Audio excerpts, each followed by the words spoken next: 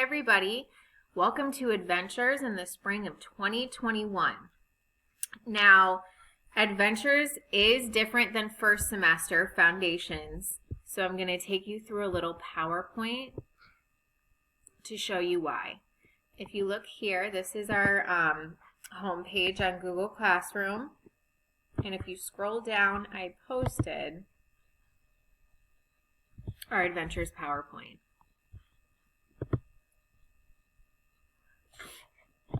Okay, so this is what the week is going to look like. On Mondays, we have the pre-test. Then after that, I'll introduce the unit. We'll have computer games, just like last time.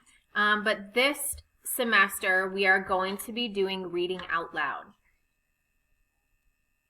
So I will post some reading, a reading assignment on to our stream, and then that's what I will have you guys read out loud for a little bit during class. And then Monday, Tuesday, Wednesday, Thursday, you'll have homework. Friday, we have the post-test. Okay? So really, the only thing different about Adventures is that you are now memorizing not just how to spell these words, but their definition. And then we're also going to incorporate some reading aloud.